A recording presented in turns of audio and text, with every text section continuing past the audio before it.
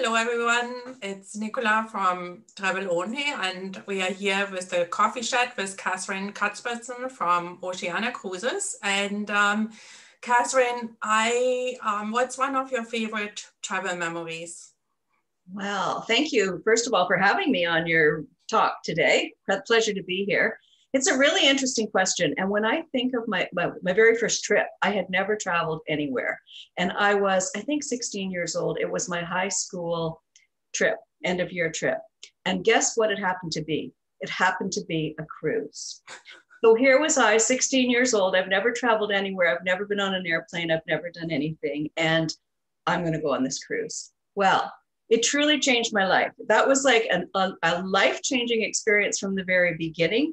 And what I really remember about the cruise was that there were things there that I had never seen before. And just as an example, one thing that sticks out in my mind, the sommelier. I'd never seen a sommelier, an official sommelier anywhere in my life at that point. And he had the little cup around his neck. And I remember asking, what is that for? And he explained it to me, and he showed. And it was just such an eye-opening experience in so many ways. And I think that sort of was the beginning of the end for me when it comes to travel.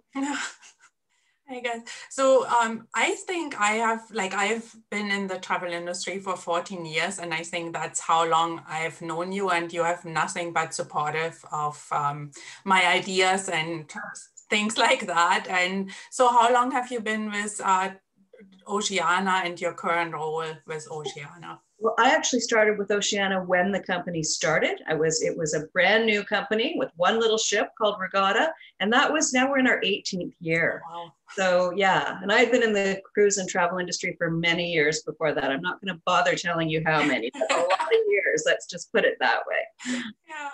And also, like, when I think of Oceania, I mean, the ships are just beautiful. And I think of food and cuisine. And is that one thing that Oceania is known for? Oh, absolutely. You can see I'm sitting here in the dining room of one of our beautiful ships. I wish it was for real, but absolutely. The Oceania has been known as the finest cuisine at sea since we started this company. And it's not just a tagline or something that, we decided we would talk about.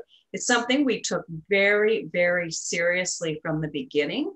We started a relationship with Jacques Pepin, who is a world-renowned master chef. And under his guidance, we have put together a culinary experience that really rivals dining in a fine shoreside restaurant. The quality of the cuisine, the quality of the ingredients, the beautiful chefs that we have accumulated from all over the world, even the ambiance. You can see in the picture behind me, the dining, the crystal and the china and the settings and just the whole ambiance of dining, and the entire dining experience is truly second to none on an Oceania cruise. And I think Oceania is also great in providing plant-based menus. Absolutely. Absolutely. We actually have a chef who is a vegan himself. Oh. And yeah, it's quite interesting. He created a huge array of plant-based items on our ships. I've sailed with some people in the past who are vegetarian or vegan, and they have told me that they've never experienced better vegetarian or vegan, both either or, meals and creations as they have had on our ships. So absolutely, for all types of diets as well. I mean, yes, the vegetarian, the vegan, and people have so many food allergies and conditions these days, like gluten allergies and all kinds of things. There's so many, and we can really accommodate whatever it is. Our guests will just talk with our maitre d', and they'll put together some fabulous dining options for them, no matter what. Right, that's great to know. So, Kathryne, with a lot of country, Europe opening up, how do you foresee travel rebounding as the world starts to open up again? I think Oceania is already pretty busy, but you probably have more insight knowledge. Well, I'll tell you, the world, the people, our guests, our past guests, our new to Oceania guests are certainly ready to travel again. There's no question about that. We're seeing great evidence of that in our booking curves. Of course, right now, today, it's early June of 2022. At 2021, I live in the future. I truly live in the future all the time these days, but we're in early June of 21. And right now, none of our ships are sailing in the water yet, but we now have plans for 4 of them. So our first ship is going to sail at the end of August in Europe.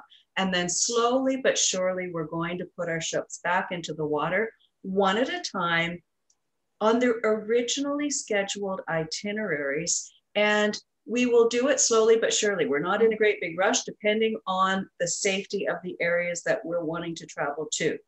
Having said all that, our bookings for 2022, where I live, and 2023 are coming in fast and furiously. I've never seen such high advanced booking ever as I do right now for 22. We're already selling out on a lot of 2022 cruises. We will introduce 2023 winter in October of this year. Okay. And fully expect that those cruises will be booking far in advance as well. So it's really, really, people should book as early as they can. Once they have an idea where they'd like to go, what they'd like to do, because if you wait, the price is going to go up, the availability is going to go down, and we'd hate for people to be disappointed. Yes, yeah, I have a couple of clients too that are waitlisted on future sailing. So yeah, it's really important to book early and well in advance. So yeah. We introduced our 2023 Around the World cruise, which goes 6 months around the world, and it is 684 guests. It sold out in 24 hours.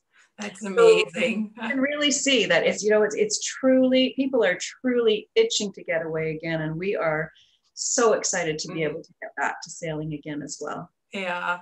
And what changes has Oceania made due to COVID? Like, are there new protocols in place? Well, you know what? This changes every day. This is something that I'm not going to give you a lot of specifics right now about what the rules are, what we're going to do when we get back to sea, because we have a very, very explicit list of the arrangements that we've made on our website. And that is kept up to date all the time and up to the minute. And the reason why I hesitate to give you any information is because it does change. And it doesn't only change weekly or monthly. Sometimes it changes daily, depending on so many things. I mean, the vaccine rollout has really gotten underway now in North America, really. Canada's come a long, long way in the last month or so. The United States is certainly far ahead. So as those vaccines roll out and as the COVID numbers go down, we start to see more and more changes to the safety protocols. But there are safety protocols. I mean, some things we've done for sure. We have upgraded all of our filtration systems. We've increased our medical team on board. We have made so many provisions for everything that we're going to do on board. Now come the questions of, as of today, right now, this minute, we are requiring everyone to have a vaccine who sails on our ships, be it crew, be it guests. I don't know if that will change, how long it will be in effect, but right now it certainly is. It just continues to evolve. So I really encourage people to keep in touch with their professional travel advisor like yourself to keep them in the loop and to check those websites to get the absolute latest on the safety and health protocols. Yeah. And I know like a lot of Oceania ships, they don't stay in the same like they don't do the same itinerary over and over. They're going from port to port. So what do you think is like what are the 3 top destinations for Oceania, and which one is your favorite one? Oh, that's always a very, very difficult question. My favorite changes pretty much every time I go somewhere. I have to say 2 areas of the world for me that are definitely my favorites. One is Europe, anywhere in Europe, the Mediterranean, the Greek Isles. I don't care. Take me to Europe and I'm a happy person. Europe. And that is a huge destination for Oceania, always has been. We have seen a big, big uptake in Europe cruises, and from Canada, especially for 2022. I mean, a lot of Canadians are not ready to travel in 21, but 22, Europe is absolutely Northern Europe, the northern, the fjords, Scandinavia, the Baltics, all of Europe is very, very popular. Mm-hmm. There's one other destination that for me will always be so special in my heart, and that is French Polynesia. I mean, I will never forget my experience in Tahiti. It was truly magical. Everything about Tahiti, the people, the environment, everything. It's just a true treasure, and something that I thought I would do it once in a lifetime. I actually can't wait to go back and do it again. So, you know, everything is popular right now. The other thing is we're seeing a lot of people booking longer journeys. A lot of people haven't had a chance to travel in all of 20. A lot of people, maybe not all of 21. So there's a lot of desire to pack it all in on their next trip. Something really, really amazing. And travel for not a week or 2 weeks, but travel for a month or 40 days or whatever it might happen to be. And because of what you said, we change our itineraries back to back to back. People can build their journey for as long as they want. So if you've only got 7 days, you might take a 7-day cruise, but you can hook it on to another 10-day cruise, or you can carry it on. So it allows people to create their own journeys. And that's what people are doing at this point in time. Yeah, I believe that. And yeah, as you said, like nobody could travel for the last 18 months kind of. So people are itching to get out and take longer cruises. And yeah, so taking cruises, like what niche markets do you think fit well with Oceania? Well, you know, Oceania is a perfect product for those people who are looking for, number one, smaller ships. And a lot of people are looking for smaller ships right now. Our ships sail with just 684 guests, no more than 1,250. So that is a very lovely, comfortable size. And a lot of people don't want to be with thousands of people. So that's one type of person who's really gravitating towards Oceania. And we're seeing a lot of people who are sailing with us for the very first time because of that, partly because of that. Secondly, those destination seekers. We sail all over the world. So people who want to spend a lot of quality time in the destination, because our itineraries, again, because our ships are smaller, can get us into some smaller, more intimate ports of call that the big ships just simply can't get into. So that allows us to create some beautiful itineraries in all parts of the world that will incorporate those main cities that you would expect, but often allow us to get out of the big cities and out into those more rural destinations where you can have more space and fresh air and really experience these countries on both ways. So it's a really, really great cruise line. We spend a lot of time in the destinations. We don't necessarily spend a lot of days at sea. People who want to be in port most days, stay late in the night, have overnights in ports of call, really destination seekers. And then, as we said at the very beginning, those foodies of the world, the people who are really looking for an extremely high-end dining experience. We have open seating in our restaurants. We don't charge for dining in our restaurants. So it's really kind of like a next step. People maybe who have sailed on the premium markets, and when I say that, I mean lovely cruise lines like Princess and Holland American, Celebrity, maybe they're ready to go to the next level. Maybe they would like a smaller ship, and certainly the dining experience and the service levels that you can get on our ships and on a ship of a smaller size is really outstanding. And it's something that I think people would enjoy. And it's all prepared when they order, right? It's not pre-made. Oh no, à la minute. Yes. Order your meal. That's when we start preparing it for you. So you're right. That's a huge feature. And again, because our ships are smaller, you can do that. You can't do that when you have 4,000 people. So yeah. Just to go back a second to the itineraries, I believe you also have great overland programs and post and pre and during the cruise where you can immerse. Yes, absolutely.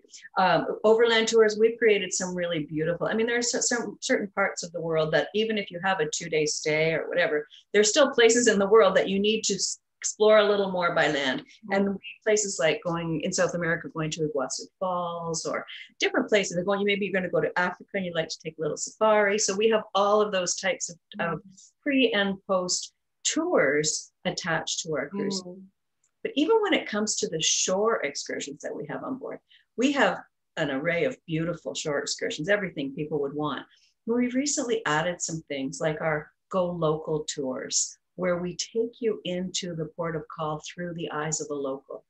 So, for example, in Amsterdam, we take you riding bicycles along the canals of Amsterdam, and you take a ferry and you go out to this windmill farm that's in a fully functioning, energy generating windmill farm that is so unique to Holland, and really the things that a Dutch person would want you to see. So those tours are really fun. And then our culinary discovery tours, where we take you into the markets and shop with our chefs and take you to some beautiful little gems, hidden away restaurants that you would never know about. Yeah.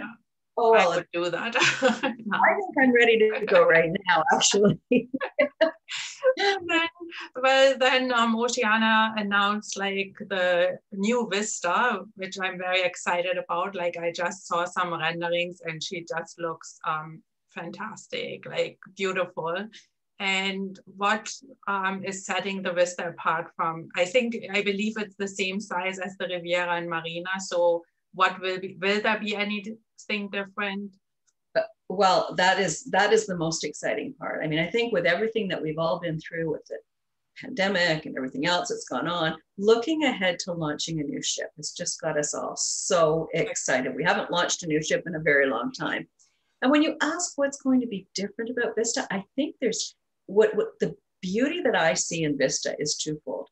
Part of it is that Vista will be everything that Oceania Cruises is. It's not going to be a complete departure and be something completely different. Mm-hmm. It's going to still have that Oceania atmosphere, that feeling that you get when you're on Oceania Cruises.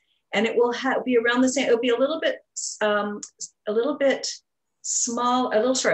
bigger than Marina and Riviera, but it will take less people. So it will be 1,200 guests, and it's about 2,000 tons more than Marina and Riviera. So even more space on board than ever before. And it will still have, now we've only revealed a little bit of information about Vista so far, but from what I've seen, it will still have all of those marquee areas on the ship that you would expect, like the martinis and the grand dining room and the theme restaurants the types of restaurants that we've always had. But it will be so into the next generation. I mean, our ships are beautiful anyway, but this ship is going to be even more spectacular. Some of the design and the crystal and the art and the architecture of it, it's just absolutely stunningly beautiful, but still in that Oceania way. And I think that's what's so important to our guests. And that's what happened when we launched Marina and Riviera. They were the next generation. They took us to an exciting level. But the minute I first went on Marina, I thought, oh, I feel at home. I feel like I'm on Oceania Cruises. So that's what I expect from Vista. I just can't wait. We'll sail in 2023 already. And as you know, that's just around the corner. Yeah. And we will put the itineraries out in September of 2021. So it's coming. It's coming quickly. And I was just going to say it's opening for booking in September, right? This year. Yeah, that's exciting. New ship. And it's a new build. It's not like from another cruise line. And so it's really exciting. Brand new. Yeah. Brand new. As we speak. Yes. And so if you could go anywhere in the world right now, where would you go? And that changes every day too. As I start to look at something and I think, oh, that's where I want to go. I think for a large part, you know, some days I think maybe I should go somewhere I've never been before, but I don't think that's what I want to do. I think the first thing I want to do is go back to the Mediterranean, go back to the south of France, go back to Italy, go back to Tuscany.